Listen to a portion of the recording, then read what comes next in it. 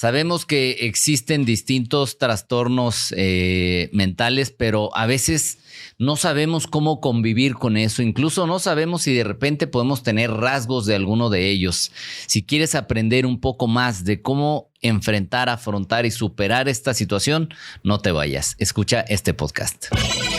Esto es Vive Más Libre, presentado por Iván Martz. ¿Qué tal? ¿Cómo estás? Bienvenida, bienvenido de nuevo a este nuevo episodio del podcast Vive Más Libre. Hoy con un tema sumamente interesante, aprendiendo a vivir con una persona con trastorno mental. Y tenemos un invitado que, además de que lo vive él como tal, como alguien que ha padecido esos trastornos, también nos va a platicar la experiencia alrededor de esto. Él es Heriberto Villicaña, es sobreviviente de las enfermedades mentales, fue diagnosticado con trastorno del límite de la personalidad, déficit de atención y una lesión en el lóbulo frontal.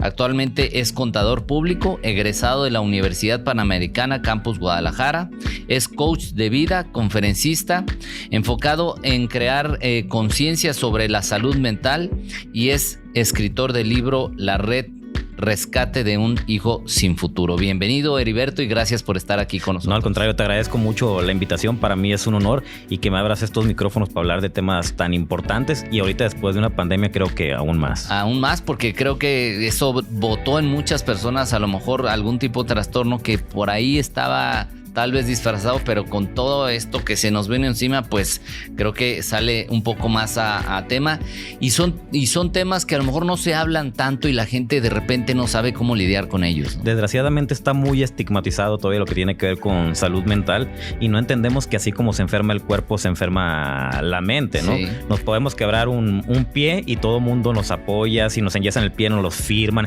¿en qué te ayudo? Siéntate, se levantan para que te sientes, pero como las enfermedades mentales no se ven, sí, la gente no empatiza con la gente que lo tiene. Y a lo mejor tiene, porque no sabemos cómo lidiar con eso, ¿no? Y justamente se trata de que nos ayudes a entender el contexto, el entorno que se vive desde alguien que ha tenido los padecimientos y que entiende lo que otra persona o las personas que están alrededor han vivido también y que lo plasmas a través de este libro La Red, con la ayuda de alguien más que te ayudó con la coescritura de este libro, pero que es prácticamente tu vida, ¿no? Entonces, bueno. Es mi vida contada desde mi punto de vista y desde la gente que le tocó vivir y sufrir esa etapa al lado mío. Y que tuviste el apoyo de alguien para que lo plasmara en este libro. Así es. Entonces, eres tú y la gente alrededor tuya en estas páginas. Y la red son todas las estrategias que hizo mi familia para ayudarme y toda la gente que se involucró en esa red de apoyo. Muy bien, perfecto. Pues entonces,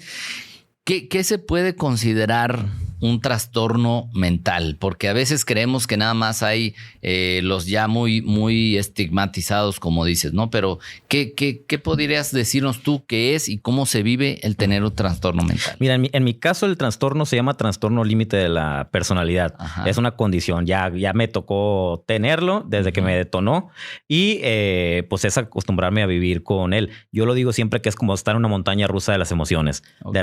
De repente estoy eufórico, viene la caída, depresión, ansiedad, euforia, depresión, ansiedad.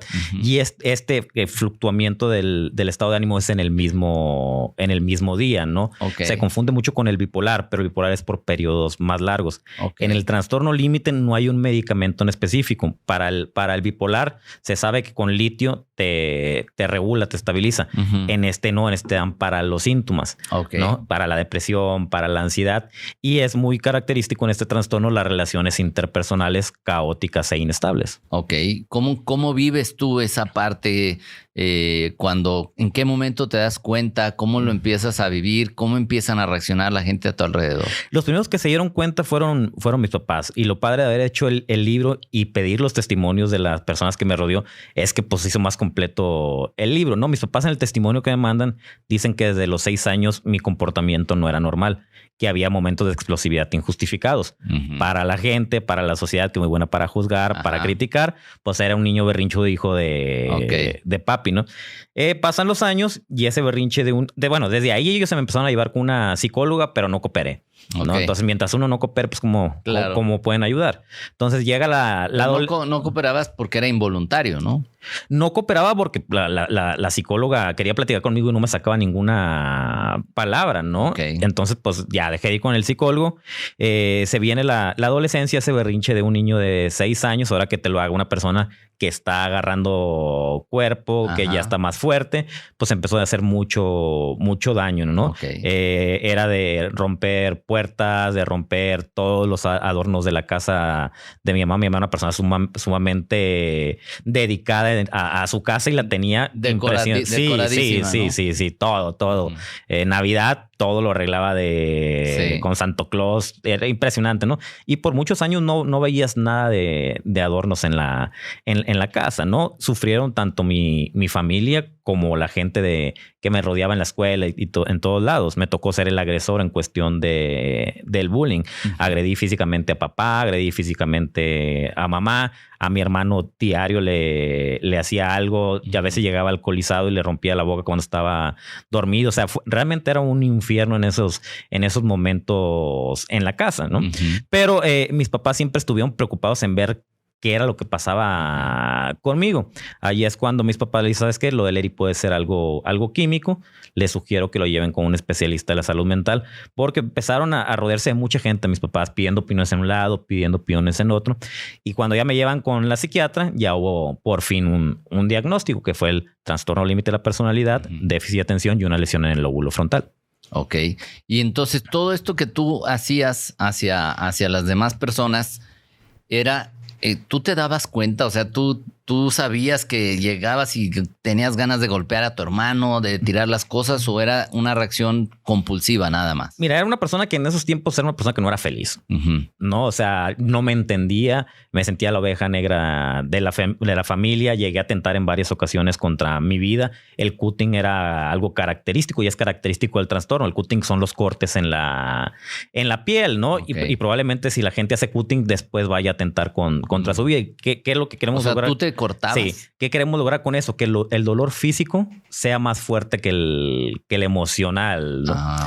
Como llevar la atención al cuerpo en lugar de estar en este rollo de dolor mental, ¿no? Así es. Entonces, obviamente, muchas veces entraba en crisis y cuando entraba en crisis yo no recordaba, ¿no? Por ejemplo, hubo una ocasión que yo tenía bloqueada en una discusión con mi papá, saco una pistola y estoy a punto de darle un balazo. Yo eso no sé si mi cerebro lo bloqueó por protegerme o fue por el momento de la crisis, pero el chiste es que no lo recordaba hasta que me lo plasman en los testimonios, ¿no? Ese era un momento de crisis. No recordaba. En otra ocasión terminé en las escaleras de la casa en el descanso para subir a la primera planta, tirando golpes, mi papá tratándome de detener, mi hermano, llegó un tío, terminé ahí después de 40 minutos de estar luchando, dormido ahí en el piso, ¿no? Yo no lo recordaba. Entonces, una era con las crisis. Sí. Otra era, pues no era feliz y si uno no es feliz, ¿qué puede dar? No, pues no tienes mucho que entregar. ¿No? Estaba enojado con la vida, todo me molestaba, todo me incomodaba y si le agregamos pues el trastorno, pues todavía peor, ¿no? Y la otra era... Pero estabas así, ¿tú crees que como consecuencia del trastorno o era sumado una cosa con la otra? Yo digo que era por consecuencia del trastorno, ¿no? Porque de repente terminaba de hacer, por ejemplo, me decían, entraste aquí y hiciste esto, ¿no? Entonces después venía el remordimiento de conciencia, la cruda moral, el sentirme mal por lo que había hecho. Y la otra parte era, en ocasiones, como te digo que fluctúa el estado de ánimo, padezco mucho de ansiedad. Y la ansiedad pues me hace a tener miedos irreales. Claro. ¿No? Miedo a viajar, me daba miedo exponer, hablar en público. Esto que está haciendo que Esperanzas que lo hiciera antes. Por ejemplo, cuando veníamos de vacaciones de Mochis acá a Guadalajara, me acuerdo que estaba el plan Barrancas. Plan de Barrancas. Entonces teníamos que llegar forzosamente antes a Mazatlán a hacer escala y ahí a comer algo. Y yo no me bajaba del camión. Me daba pavor, sentía que me iba a dejar. No, yo me sentaba en el lugar donde nadie quiere, pegado al baño, porque me daba miedo pasar entre toda la gente, ¿no? Entonces, cuando estaba en esa etapa, como que yo no quería que la gente se diera cuenta de lo vulnerable que era. Entonces me ponía una máscara del que todo el tiempo era el agresivo, el que se la pasaba molestando. Entonces son las 3 formas que tengo identificado cómo me comportaba. O sea, tú decías, bueno, como me siento débil, me pongo esta personalidad de yo puedo y voy contra el que se me ponga enfrente, ¿no? Y fíjate que he trabajado con mucha gente que tiene el mismo trastorno y por lo general han sido víctimas de bullying. Entonces... Güey, tú eras el bulero, entonces. Yo era el bulero. Entonces se oye mal, pero ¿cómo hubiera sido mi vida si a lo mejor me hubiera tocado ser el bulleado? ¿No? Agregarle otro problema a los problemas que ya tenían. Claro. Y mucha gente por eso también termina suicidándose. Y cuando se dan cuenta entonces de lo que tú tienes, ¿qué empieza a pasar en tu vida? ¿Cómo empieza a transformarse? ¿Qué empieza a hacer tu familia en este caso? Mira, cuando les dan el diagnóstico a mis papás les dijeron, yo les sugiero que lo internen en un psiquiátrico. ¿No? Como mis papás se asesoraban por muchas personas, otra persona le dijo, ¿sabes qué? Al Eri, si lo internas, lo más probable es que cuando salga con rencor. Y si así no lo puedes controlar, pues a lo mejor las cosas van a ser peor. Entonces tomaron la decisión, y creo que fue la decisión más acertada que tomaron mis papás, que la mejor medicina iba a ser el amor. ¿No? Empezaron a cambiarse la manera de educarme, la manera de relacionarse conmigo, como la mejor medicina del amor. Por ejemplo, siempre me gusta poner este ejemplo. En una discusión muy fuerte con mi papá, lo empiezo a agarrar de empujones, a pegar de gritos, se agarra el pecho y cae al piso. Cuando cae al piso le digo a mi mamá, atiende a tu marido, se está muriendo. Y me voy a tomar y regreso después de... ¿Qué edad tenías en ese tiempo? Lo fuerte mío fue de los 12, 13 años a los 17, 18 años. A los 13, 14 años ya era alcohólico y drogadicto. Y es muy común en el trastorno caer en cualquier tipo de adicción, ¿no? ¿Por qué? Porque son pequeños momentos, ¿no? Que nos sentimos contentos, ¿no? Entonces le agarramos la formulita y ¿sabes qué? Pues ya sé que tomando me siento bien, o por lo menos olvido o me anestesio. Claro. ¿No? Entonces, si vino una crisis después de haber tomado, al siguiente día el remordimiento de conciencia, más todo lo que ya traías. Una acumulación de emociones que al final te iban hundiendo. Así es. ¿No? Entonces, en esta discusión con mi papá me voy a tomar y regreso y me doy cuenta que no estaba. Le pregunto a la muchacha que trabajaba con nosotros, que nos apoyaba en las labores de la casa, le pregunto, oye, ¿y mi papá? Se lo llevaron al hospital. Me voy a buscarlo, me voy al hospital y cuando voy pasando por el lado del hospital me encuentro una tía fumando y le pregunto, oye tía, ¿cómo está mi papá? Me dice, está bien, pero pasa a verlo. Te quiere ver. Entonces entro a urgencias, lo veo con suero, lo veo tendido en la cama con la camilla con oxígeno. Y lo primero que hace cuando me voltea a ver y cruzamos miradas, me abre los brazos. Ahí me quiebro, ¿no? Claro. Me acerco a él, me abraza y me dice, te quiero mucho, hijo. Entonces, yo no sé, nunca lo he preguntado y algún día lo preguntaré. Yo digo que a lo mejor no me quería ni ver. A lo mejor me odiaba en esos momentos, a lo mejor me aborrecía. Pero él sabía que esas palabras en ese preciso momento iban a estar haciendo huella en mí. Esa fue la estrategia que decidieron, ¿no? Que el amor iba a ser lo que me iba a ayudar a darme cuenta de que tenía un problema y de que tenía que hacerme responsable de mi vida, ¿no? Y yo pienso esto porque en los testimonios que manda mi mamá dicen que la instrucción fue que por más enojados que estuvieran, todas las noches tenían que ir a mi cuarto, darme un beso y decirme te quiero mucho, hijo. Entonces dice mi mamá, a veces te queríamos ahorcar, a veces te queríamos matar, a veces no te queríamos ni ver. Pero esa fue la instrucción que se nos dio y nosotros queríamos sacarte adelante. Claro. Y al final eso es amor. O sea, claro. Que aunque tenían este enojo y todo, ellos estaban buscando porque tú salieras de esto. Y como yo siempre digo, ¿no? Sí, tuve la fortuna de caer en una familia llena de amor, padres presentes, un matrimonio ejemplar. Nunca vi ningún pleito en casa. Mi papá, en primer lugar, el TEC de Monterrey, Campus Monterrey de su generación. Toda la gente hablando bien de mis papás, hermanos estudiosos. O sea, el único que andaba ahí no haciendo las cosas de la manera... El extraño de todos, ¿no? La oveja negra entre comillas, ¿no? Pero ¿en qué aquí íbamos? Se me fue el rollo. No, en cómo el amor, la parte en que ellos decidieron actuar desde el amor... Y que incluso contra las emociones que ellos tenían de que a lo mejor estaban enojados y todo, ellos estuvieron ahí presentes siempre haciéndote sentir que eras alguien valioso, que eras alguien importante, ¿no? Y fíjate, fueron muy criticados por eso, ¿no? Porque de repente también buscaron la manera de cómo castigarme sin que las cosas salieran de control, ¿no? Sí. Entonces, por ejemplo, en una ocasión destrocé un carro, me estrellé contra un poste. El carro de mi mamá. Yo traía un Volkswagen. Y cuando choco, meten el carro al taller, me dicen, ¿sabes qué? Es pérdida total el carro. Pero lo vamos a arreglar porque no tenemos para comprar otro. Entonces, mientras el carro estuvo chocado, ¿qué hicieron? Me quitaron el Volkswagen, el bochito. Cuando me dan los testimonios, me entero que el carro había estado listo en un mes y todavía duraron con el carro en el taller supuestamente guardado, digamos, como 2 meses más, ¿no? Entonces era la manera de castigarme y que no se salieran las cosas de control. Pero volvemos a lo mismo. La sociedad era muy buena para juzgar, para criticar y decían, no, ¿cómo le pueden dar un carro otra vez después de que chocó su... Sí, después de que lo hizo pedazos el otro, ¿no? Claro, entonces ese tipo de estrategias que empezaron a hacer mis papás es a lo que yo le llamo la red y toda la gente que se sumó a esa red de apoyo. ¿Y qué pasaba dentro de ti cuando veías esa reacción? O sea, ¿tú detectaste un momento en el que tus papás empezaron a actuar distinto contigo? O sea, antes de darse cuenta que que elegían tratar esto desde el amor y no desde recluirte. Fíjate que siempre fueron mi mamá una persona muy, muy cariñosa. Pero no me había puesto a pensar en eso hasta que me mandaron los testimonios. O sea, en aquel momento no lo hice consciente. Porque aparte yo no sabía que mis papás estaban yendo para ver cómo iban a ayudarme, ¿no?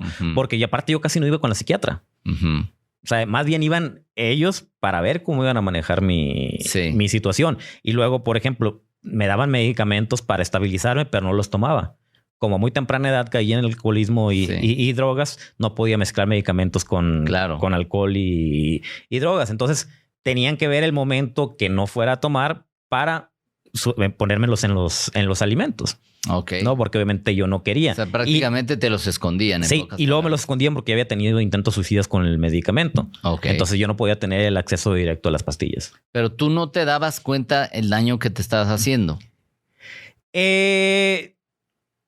Obviamente te das cuenta, ¿no? Pero es difícil el dejar de hacerlo.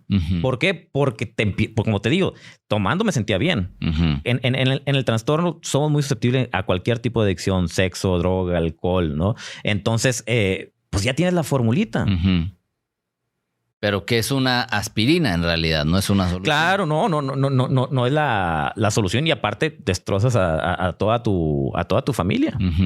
¿Y qué es lo que, o sea, tus papás, ya comentas, tus hermanos, qué pasaba con ellos, cómo reaccionaban, cómo vivían la actitud de tus papás o la atención de tus papás hacia contigo y con ellos qué pasaba? Fíjate que ha de haber sido algo muy complejo para mis papás porque pues sus hijos que nivelan en el entierro pues estaban sufriendo, ¿no?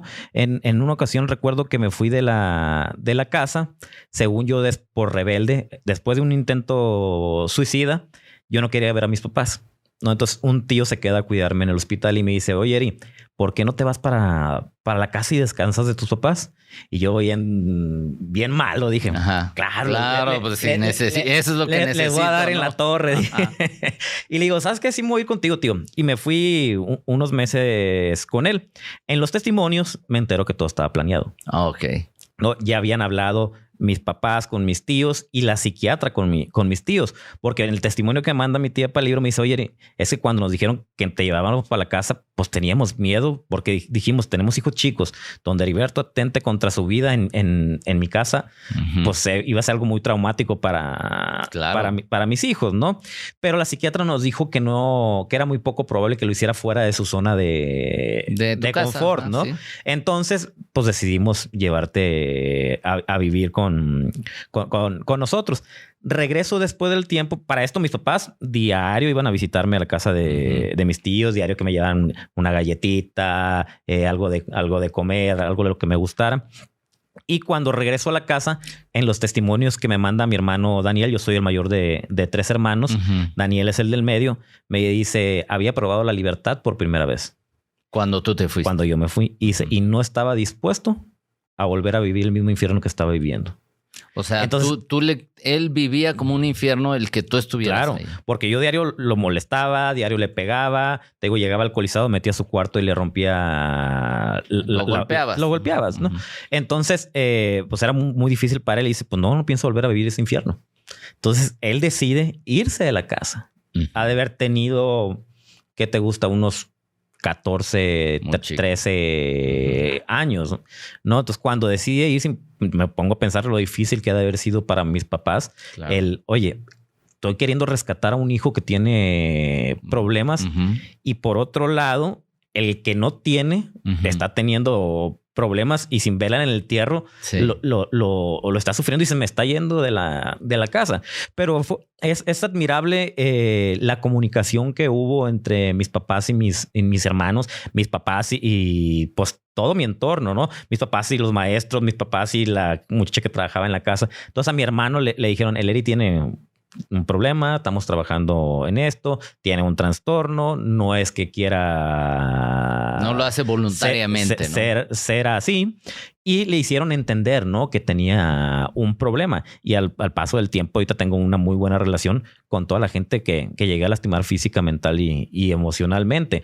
Pero sí ha de haber sido muy difícil para mis papás esa parte, ¿no?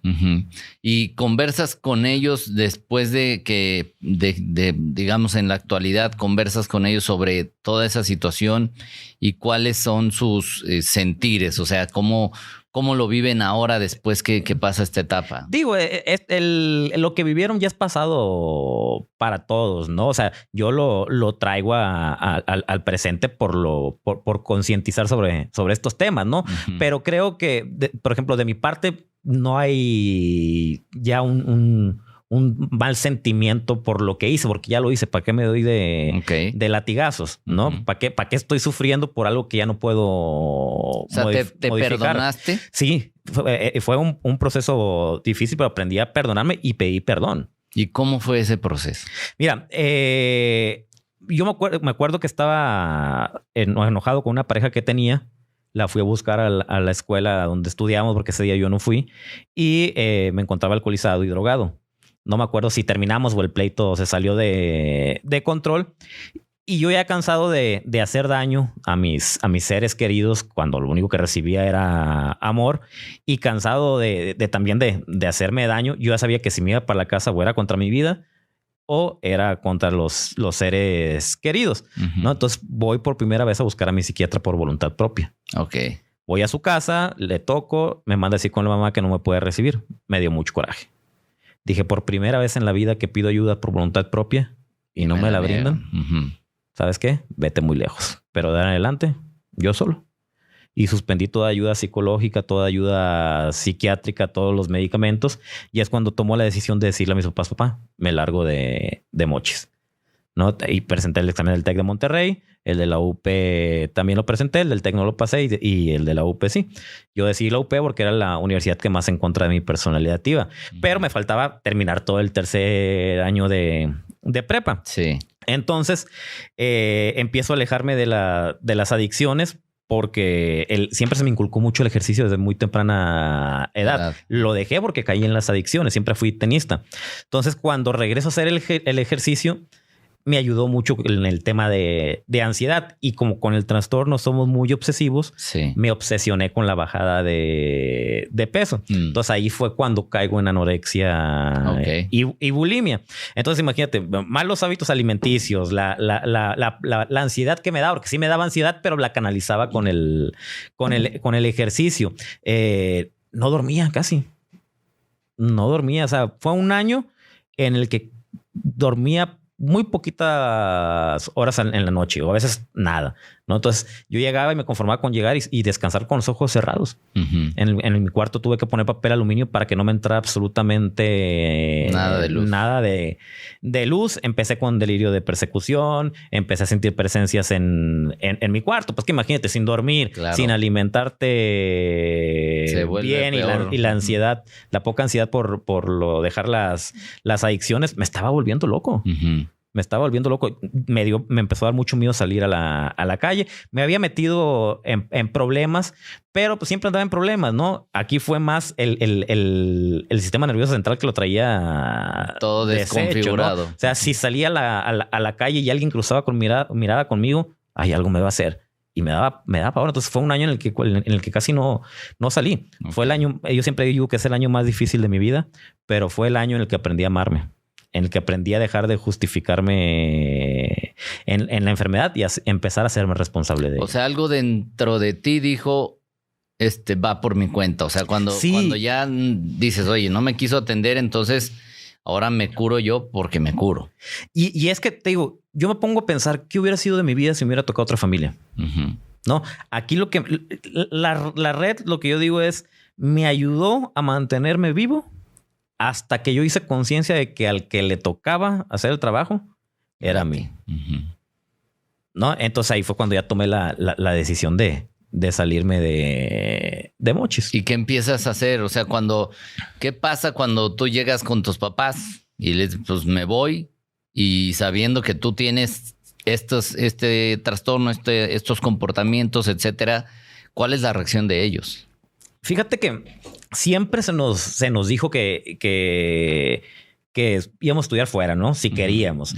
De hecho, mi carrera estaba pagada en el TEC de Monterrey, Campus Monterrey, desde antes de que yo naciera. Mi papá salió del TEC, salió con trabajo y empezó a trabajar, y él empezó a pagar carreras antes de casarse. Creo que alcanzó a pagar 2. La de mi hermano, el más chico, creo que fue la única que pagó en el momento. Entonces siempre nos dijo mi papá, ustedes van a estudiar donde ustedes quieran, ¿no? Si no quieren el TEC, no hay ningún problema.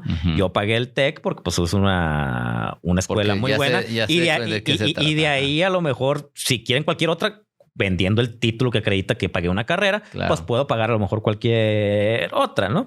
Entonces siempre se nos dijo eso, pero yo siempre dije que no me iba a ir. Entonces, cuando le digo a mi papá que sí me voy, mi papá se puso contento.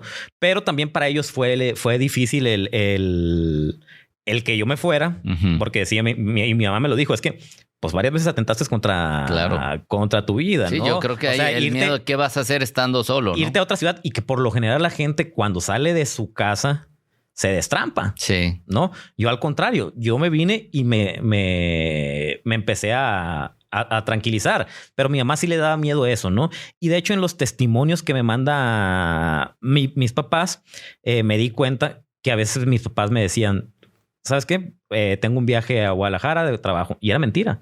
Era porque me notaban deprimido y inventaba una junta de trabajo. Mi papá iba a la universidad, platicaba con todos los maestros, con directivos para ver cómo iba, para decirles también que pues estaban trabajando. Nunca dejó de estar cerca. Entonces. No, nunca. Y siempre están ahí al lado mío, cuentos con ellos al 100%. La verdad, tuve los mejores padres que me pudieron haber tocado, ¿no? Y yo siempre digo, sí, me tocaron los mejores padres que me pudieron haber tocado, pero pues a final de cuentas era su chamba, ¿no? Sí, no, lo entiendo. Traemos hijos al mundo. Hay que aturarle como venga, ¿no? Porque no te dan un menú de lo quiero con este carácter, ojo claro, pelos, no. Lo que te tocó, y a veces es muy triste como muchos padres se cansan, a veces no investigan el porqué del comportamiento y terminan hasta corriéndolos de la casa. Me tocó un caso de una persona a la cual la dieron en el DIF. Estaba adolescente y con el mismo trastorno. Entonces imagínate a lo mejor cómo va a ser la vida de esa persona. Claro, porque los padres no supieron, o simplemente pues dijeron no me quiero hacer cargo, y ahí te va. Y es que sí, o sea, no se nace sabiendo ser padres. Y ese fue uno de los motivos por el cual quise hacer pública mi vida, historia, ¿no? Porque sí soy muy afortunado de haber caído en esa familia. Y cuando te vienes a vivir a Guadalajara, ¿Vives solo? ¿Compartes con alguien? Fíjate que yo tenía a mi abuela viviendo aquí y a una tía. Y desde que supe que me iba a venir para acá, para Guadalajara, les dije a mi tía, ni creas que voy a vivir con ustedes, ni creas que te queremos aquí.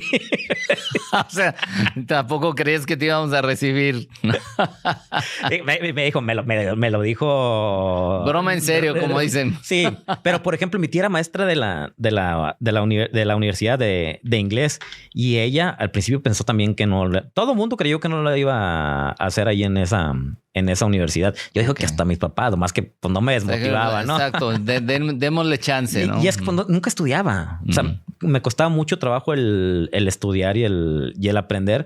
Entonces, yo me acuerdo que me desesperaba en la prepa y hacía como que estaba estudiando o en la secundaria y nomás escuchaba los pasos de mi mamá y me ponía disque estudiar, ¿no? Porque me costaba mucho trabajo. Entonces, no tenía hábitos, de verdad, del estudio, ¿no? Y métete a una universidad exigente. Cierto nivel de exigencia, claro. Una universidad pues conservadora, una universidad religiosa. Yo sabía que era la universidad que más trabajo me iba a costar y más me iba a hacer trabajar en mi persona. Tú dices, elegir la universidad que más iba en contra de mi personalidad. ¿En contra de mi personalidad? ¿Por qué?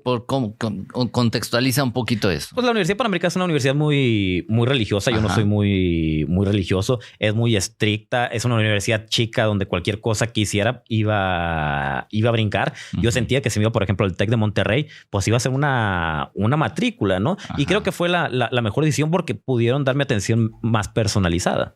Ok. ¿Y sentiste en la universidad esos tratos distintos o eras exactamente como cualquier otro estudiante? ¿Cómo viviste esa parte? Mira, yo no sé si lo hacían con más estudiantes, pero por ejemplo, yo terminaba parciales y todos al final de parcial, vámonos a coordinación a ver los resultados con la coordinadora y qué íbamos a hacer. Desconozco si lo hacían con más personas, pero lo que sí es que mis papás estaban muy al pendiente, ¿no? Entonces no sé si a lo mejor gracias a que mis papás estuvieron muy, muy al pendiente de mí y veían el interés de mis papás, decidieron también a lo mejor hacer un poquito más, ¿no? ¿Cómo es el círculo social de alguien con ese tipo de trastorno? ¿Cómo es su relación con amigos? Pues con familia ya más o menos nos has contado, con los compañeros de la escuela. ¿Cómo funciona ese ámbito? Era todo un caos, ¿no? O sea, yo me puse a ver con quién no me había peleado y con todo el mundo me había peleado, ¿no? Las amistades que tenía, pues obviamente por muchos años no fueron muy buenas amistades, ¿no? Me llevaba con puro cholo, delincuente. La mayoría de mis amigos están muertos huyendo de la justicia o en la cárcel. Y eso fue algo también muy inteligente lo que hicieron mis papás en el aspecto de las amistades, porque me las cambiaron. De repente me empiezo a juntar con un grupito ya de la escuela, con un grupito más sano, que era más bohemio, que era nada más de echarte unas cervecitas y tocar la guitarra. Sí. Y mis papás empezaron a platicar mucho con ellos, ¿no? Y les decían, ¿sabes qué? Inviten a Lery a salir. Es más, si quieren, váyanse a la casa. Y si Lery quiere estar todos los días tomando en la casa, preferimos que esté en la casa y no que esté exponiéndose afuera, en la calle, ¿no? Entonces, como eran más tranquilos, pues sí eran unas cervecitas, pero más leve. Y en los testimonios me di cuenta que ellos pues hicieron todo eso. Fue una de las estrategias. Entonces, si de repente también salía, sabían dónde estaba porque estaban en comunicación con mis amigos. Entonces siempre estuve vigilado y sin darme cuenta. Ok. Eso fue bueno porque si no, tal vez alterado un poco y dicen, ¿por qué me están vigilando? Etcétera, ¿no? Y sin embargo, mis papás dijeron, ¿sabes qué? Vamos a dejar el ego del padre por un lado, porque a veces las cosas tienen que hacer como yo diga. No iba a funcionar. Me hubiera comido mi papá. Ok. Porque aparte la personalidad de mi papá es una personalidad muy tranquila. Es una persona que no se mete en problemas comparado con mi personalidad, ¿no? Ok. Y cuando hablas de la red, ¿quiénes forman la familia, amigos? ¿Quién más forma parte de esta red que te ayuda o que sale al rescate de una persona con estas características? Pues tuve una red muy grande. Soy muy afortunado. Por ejemplo, la primera vez que me llevan con la psiquiatra, me lleva mi coordinador de la secundaria. Un día después de haber discutido con un maestro, me manda a llamar y me dice: Eric, ¿qué pasa contigo? Digo, no, pues no sé, así soy. Es que te veo muy, muy, muy molesto, todo te incomoda. No, pues no sé, así soy, le digo. Me dice: te propongo algo.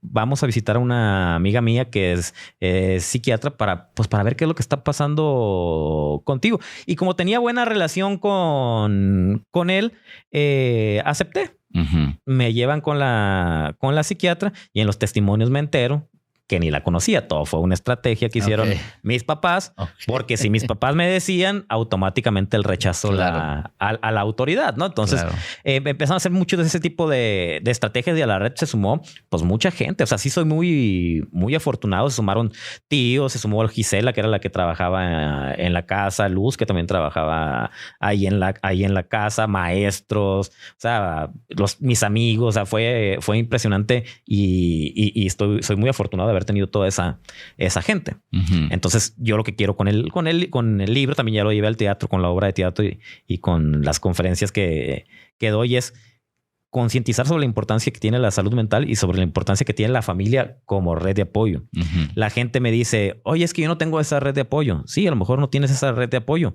Créala. Uh-huh. A final de cuentas, el que tuvo que hacerse responsable de su vida fui yo. Sí. Al que le tocó el trabajo duro fue a mí. Uh-huh. ¿No? Entonces, lo que quiero también es decirle a la gente: ¿sabes qué? Sí se puede. A lo mejor no es fácil. No, claro, no es fácil, pero sí se puede. Uh-huh. Y hay que aprender a aceptarnos, ¿no? Ya me tocó vivir con un trastorno. Ni modo, lo acepto. Uh-huh. Ya me amo como soy, ¿no? Uh-huh. Y ahorita el chiste es qué narrativas nos estamos haciendo, ¿no? Yo me hice la narrativa que fue la que me ayudó para algo me tocó vivir todo esto. Para algo me tocó vivir todo esto. Y ahorita esa narrativa, gracias a eso estoy ayudando, ¿no? Uh-huh. Entonces, ¿qué narrativas nos estamos haciendo? Ahora, ahorita, por ejemplo, en cuestión del trastorno, digo, oye, ya me acepto, ya me amo como soy. Ya lo tengo, no lo puedo cambiar. ¿Para qué lo rechazo? ¿Para qué echarle leña al fuego? Ahora, lo veo al lado positivo. Gracias a lo que viví, puedo entender y apoyar a la gente que está viviendo por situaciones similares, ¿no? Sí. ¿Y cómo, o sea, tú dirías que, sigues teniendo el trastorno, pero ya lo vives distinto, lo superaste, va disminuyendo? ¿Cómo funciona esto? Con la edad, pues si va uno madurando, que mi mujer si escucha se va a reír, ¿no? De que voy madurando, ¿no? Pero te digo, vas madurando, pero se vive con el trastorno, ¿no? Entonces tienes que... O sea, no se va a quitar. No se puedes controlar, pero no lo puedes quitar. Yo aprendí a golpes lo que es inteligencia emocional, uh-huh. Lo que es autocontrol, automotivación, empatía. Tuve que ser muy empático para darme cuenta que estaba de la fregada estarme aguantando, ¿no? Sí. Autocontrol, automotivación, empatía, habilidades sociales. Uh-huh. Lo que se conoce como inteligencia emocional. ¿Y cómo logras entonces ahora construir tu vida, familia, etcétera, viviendo con esto y que podría parecer como, no, pues alguien así va a estar complicado, ¿no? Que logre una carrera, que logre uh-huh. tener una familia, que logre esto. ¿Cómo lo has hecho tú? Por ejemplo, en cuestión de mi matrimonio, pues aprendí, me faltó hace rato autoconocimiento, fue fundamental, ¿no? El autoconocimiento. Aprendí a ver cuáles son mis detonantes, ¿no? Uh-huh. Te digo, aprendí a hacerme responsable de mi trastorno y que las personas no tienen por qué estarme aguantando. Sí. La gente que tenemos este tipo de trastornos siempre andamos pidiendo que nos entiendan. Ajá. Pero no nos ponemos del lado de la otra persona y nos damos cuenta que... Pues también entiendes que lidiar contigo es complejo. Muy, ¿no? Muy complicado, ¿no? Entonces he aprendido a ver cuáles son los detonantes y me acuerdo que cuando conocí a mi mujer, le dije, ¿sabes qué? No tenía el libro, pero tenía todos los testimonios. Fui yo. O sea, siempre fuiste claro en... Sí. Tengo este trastorno, claro, y esto es lo que ha pasado. Y yo digo que se tiene que hablar y que decir. Digo, yo siempre he sido una persona sumamente honesta. A lo mejor por eso no me costó tanto trabajo el hacer pública mi vida, ¿no? Porque si la gente me quiere juzgar, me quiere criticar, pues ya es problema... Es su interpretación, de ellos, digamos. Claro. Yo estoy contento de los logros que he tenido, y el haber hecho pública mi vida también me ayuda a seguir trabajando en mí, ¿no? Porque al momento que tú vas a leer el libro vas a decir, ay, el Eri se pasó de lanza. Entonces, yo tengo que demostrarte con mi comportamiento que ya no soy Heriberto. Ok. Que sí amo a ese Heriberto, porque gracias a ese Heriberto soy quien soy. Entonces a mi mujer le pasé, digamos así, un acordeón de cómo manejarme, que al principio fue difícil porque a veces como que no lo aceptaba. Decía, es que ¿por qué si estás enojado y me dijiste algo me tengo que quedar callada? Y le digo, yo no soy una mujer sumisa. Le digo, no quiero que seas una mujer sumisa. Quiero que seas una mujer inteligente y que las cosas no se salgan de control. No te estoy diciendo que te guardes las cosas y te quedes callada, sino que busques el momento indicado para hablarlo. ¿No? Entonces al principio sí fue complicado, pero ahorita llevamos ya 11 años y creo que tenemos, comparado como cuando iniciamos, ahorita estamos cada vez mejor. Ok. Y cada vez estamos mejorando. De hecho, vino mi papá hace unos meses y me dice, oye, Eri, me quedé solo con él y me dice, ¿te puedo hacer unos comentarios? Sí, papá, ¿qué pasó? Me dice, me da mucho gusto ver el matrimonio que tienes con Anita, porque al principio no se le veía ni pies ni cabeza. 2, me dice, estoy muy orgulloso de lo que estás haciendo, de lo que has logrado. Y 3, te felicito por los hijos que estás creando. Muy a tu estilo, me dice. pero estás haciendo muy buen papel de papá. Y que tu papá te diga... Claro. ¿Qué siente Heriberto cuando escucha eso? No, pues es que sí da mucha emoción, ¿no? Claro. Sí, claro. Que te lo diga tu papá y que vea los frutos de lo que lograron ellos también. Sí, porque son parte de lo que él sembró. Sí, por supuesto. Claro. Y también la otra vez mi hija me dice, y eso fue hace unos días, papi, te felicito porque has cambiado mucho. Es que estoy en constante crecimiento diario, tengo que trabajar en mí. Me dice, te felicito porque has cambiado mucho en tu manera de enojarte. Me dice... Y cada vez eres más inteligente emocionalmente. Wow. Estoy muy orgullosa de ti. Wow. 7 años la niña. No, pues imagínate. ¿Qué le recomendarías a personas que saben que tienen algún trastorno de este tipo? ¿Qué consejos les darías que te han llevado a ti a tener ahora la vida que estás teniendo? Porque me imagino que contra lo que viviste, lo que estás viviendo ahorita es pues muy satisfactorio. El consejo que les daría es que no nos compliquemos la vida. Pidamos ayuda. Eliminemos el estigma que existe alrededor de la salud mental, el estigma que existe con tomar medicamentos, ¿no? A veces esos medicamentos te van a salvar la vida. Sí. Yo suspendí todo. Ahorita me dio mucho coraje con mi psiquiatra, pero ahora la entiendo. O sea, fue inmadurez de mi parte el haber suspendido todo, porque, oye, en el estado que iba, la busco en su casa hasta por seguridad, ¿no? Sí, dices, sabes que ahorita no sé cómo viene, ¿verdad? Sí, claro, ¿no? Entonces, el rencor que tenía hacia la psiquiatra se me quitó y ahorita la entiendo perfectamente bien, ¿no? Entonces, si a lo mejor yo hubiera seguido en ese proceso, a lo mejor el cambio hubiera sido muchísimo más rápido y de menos sufrimiento. Ok. Pero muy probablemente no estuviera haciendo lo que estoy haciendo, ¿no? Entonces mucha gente dice, no, hay que esperar a que toque fondo. O uno mismo, ¿no?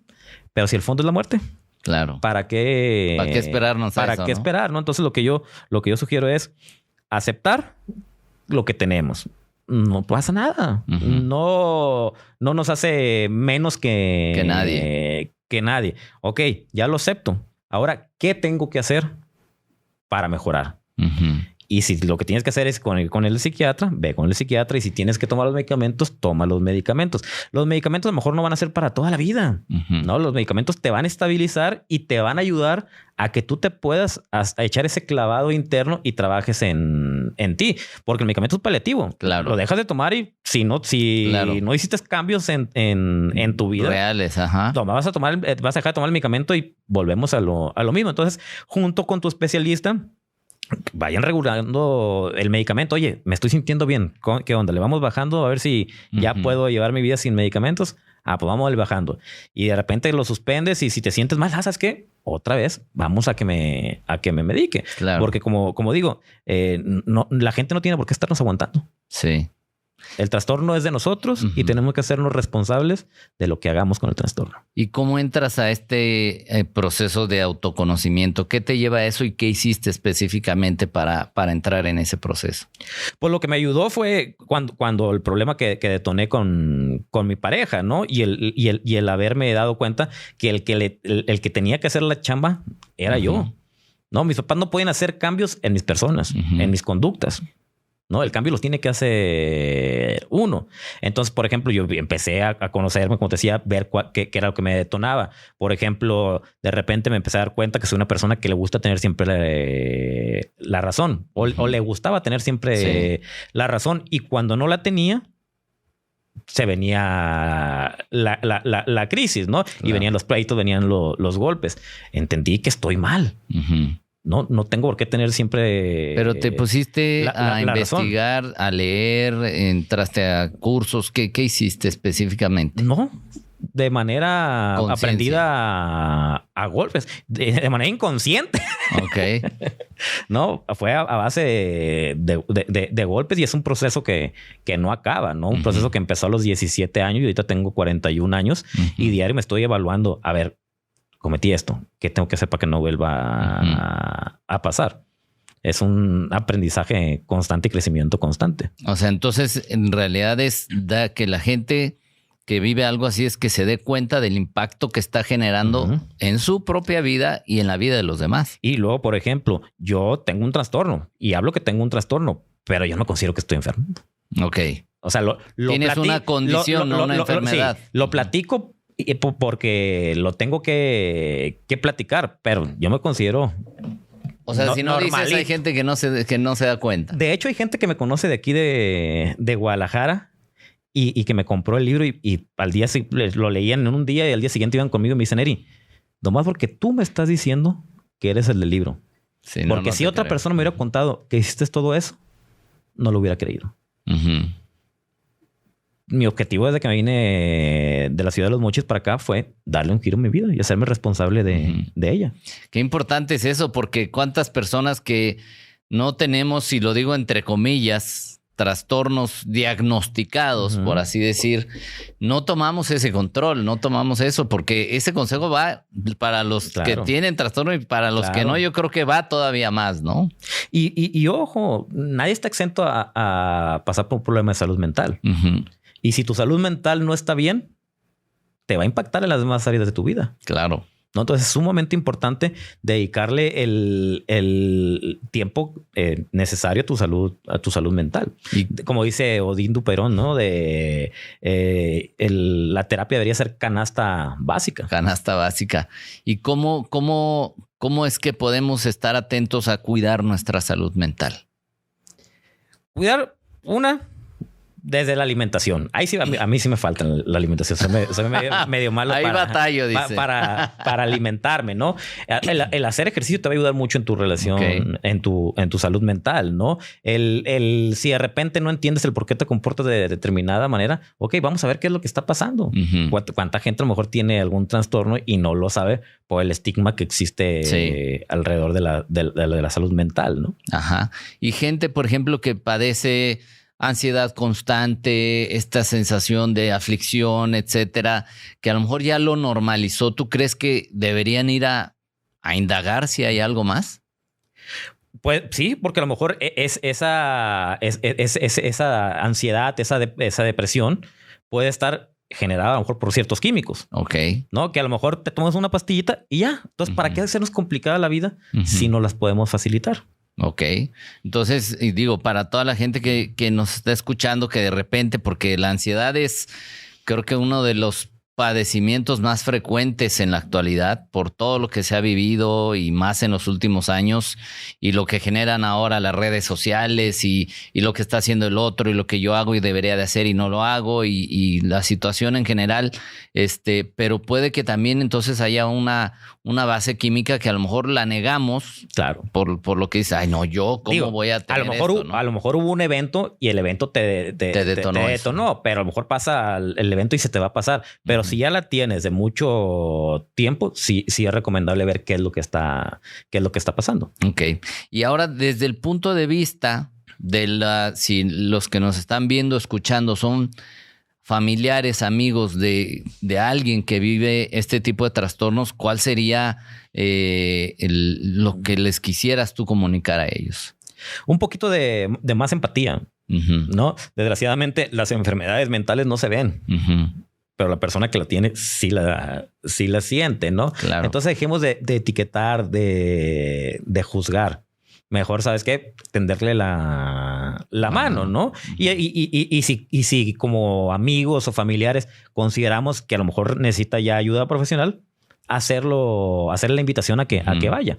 Hay que buscar quien le haga la invitación, ¿no? Por ejemplo, en mi caso, si me lo hubieran hecho mis papás, por automáticamente el rechazo a la autoridad, no lo hubiera hecho.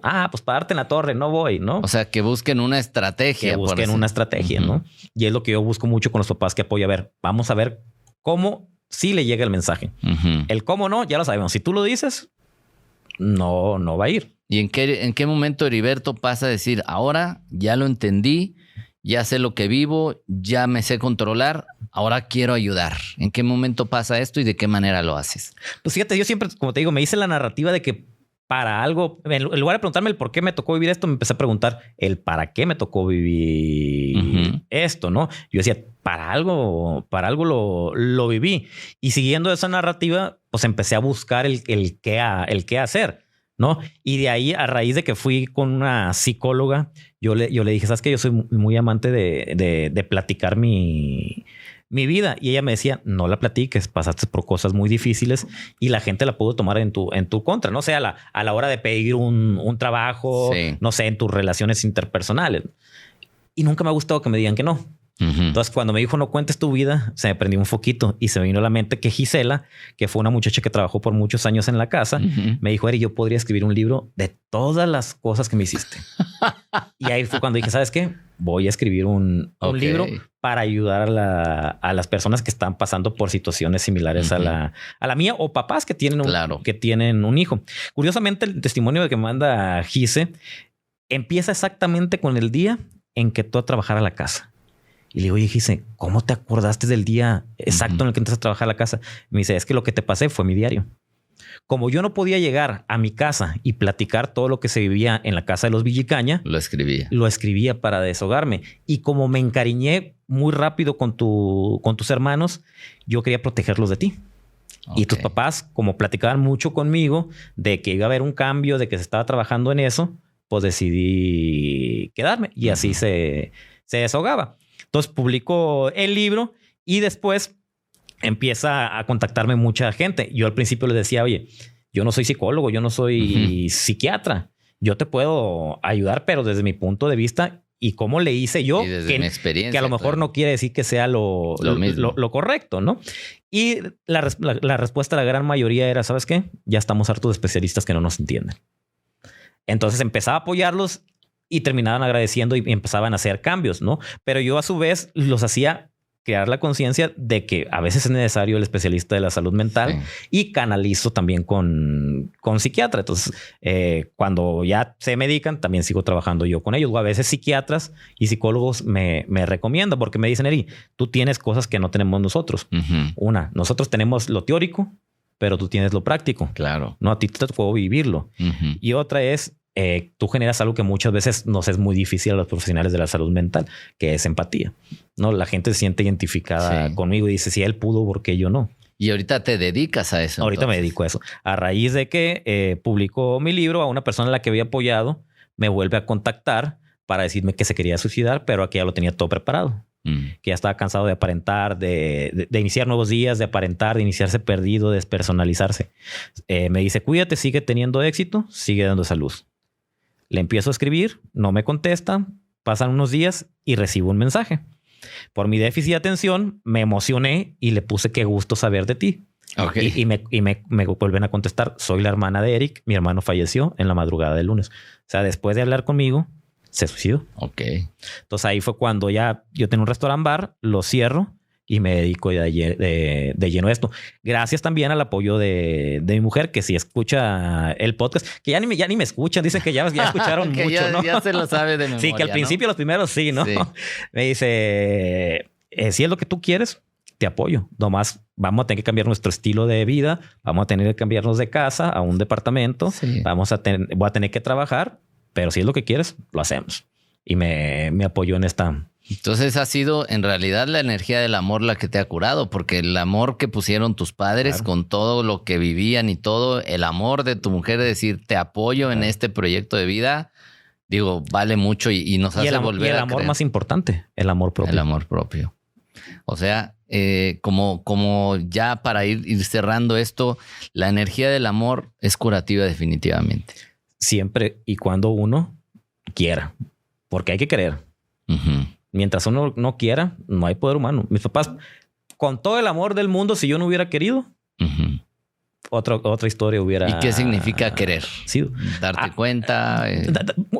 Darte cuenta, porque si no te das cuenta cómo lo trabajas. Y lo que yo les digo a la gente, que por lo general los que tienen depresión, ansiedad, que en mi caso pues, es una constante, no nos gusta que nos digan échale ganas. Ajá. ¿No? Yo siempre le digo a la gente con la que trabajo que no nos queda de otra más que echarle ganas. ¿A qué me refiero yo con echarle ganas? Hacer todo lo que tengamos que hacer, ajá, para salir del estado en el que estamos. Okay. ¿No? Si tengo que ir a terapia, ir a terapia. Si tengo que tomar medicamentos, tomar medicamentos. O sea, hacer todo lo que... Si ya sé que el ejercicio me hace bien, ok, me paro y voy al gimnasio, ¿no? Uh-huh. Muy bien, pues como mensaje final, Heriberto, ¿qué te gustaría dejarle a la gente de reflexión? Si son personas que conviven con alguien con un trastorno, o sea, alguien que lo está viviendo, ¿con qué te gustaría dejarlos? Yo lo que siempre me gusta decir es que así como se enferma el cuerpo, se enferma la mente, y que a final de cuentas, si hacemos lo que nos toca, a final de cuentas todo pasa, uh-huh, ¿no? Y cada persona que está pasando por una situación difícil, voltee para atrás y que vea cuántas veces lo ha vivido o cuántas veces ha habido cosas más difíciles y las ha superado. Sí. ¿No? Aquí es muy importante también cuando una persona está en una crisis. Si alguien está viendo, por ejemplo, que su hijo o un amigo está en crisis, trae ideación suicida, es importante no juzgar, no minimizar, no criticar. Hay que escucharlo, y con el solo hecho de que la persona saque lo que trae dentro, sí, va a disminuir considerablemente la ideación suicida. Y luego pues hagan la invitación a que acuda con un profesional de la salud mental. Muy bien. Pues muchas gracias, Heriberto. La verdad es que tienes tanto que compartir que el tiempo se nos fue volando. Se va rápido. Así es. Pero la verdad es que yo creo que la labor que tú estás haciendo, la labor que hiciste contigo, de entrada tiene un valor impresionante. Te admiro por eso. Gracias. Me despierta una sensación de decir, oye, de verdad alguien con esta situación, todo lo que está logrando, y a veces los que nos consideramos uh-huh, normales, por así decir, con cualquier cosa andamos batallando, dejamos de creer. Entonces yo te quiero agradecer por lo que has hecho en este momento hacia mi persona, y obviamente creo que has impactado ya la vida de muchas personas en otros espacios, pero ahora lo estás haciendo en este, y me siento honrado de que estés aquí compartiendo esto. La gente que quiere saber más de ti o que requiera ayuda de tu parte, ¿dónde te pueden contactar? Me pueden contactar por mis redes sociales, uh-huh, Heriberto Villicaña Life Coach, en cualquier red social, o mi WhatsApp 3312 73 66 60. Si puedes repetir el WhatsApp para quienes están en Spotify. 3312 73 66 60, y las redes sociales Heriberto Villicaña Life Coach. Villicaña con V y doble L. Es correcto. Correcto. Pues gracias nuevamente, Heriberto. ¿Algo más que quieras decir? Sí, agradecerte el espacio. Gracias, Heriberto, nuevamente. Gracias por compartir esto. Y bueno, pues estamos aquí, estaremos en contacto y gracias nuevamente por haber participado en este podcast. Y bueno, pues con esto cerramos ya este episodio. Gracias a todos por haber estado aquí. Recuerda que si estás escuchándolo en audio y si estás en Spotify, ve ahí donde están las estrellitas y si puedes calificarlo con 5 estrellas aún mejor. Y si estás viendo por YouTube, no olvides compartir. Si necesitas, si crees que a alguien le puede servir esto, compartir y dejarnos algún comentario. Gracias, infinitas gracias, y no olvides que me encanta que estés aquí. Esto fue Vive Más Libre con Iván Martz.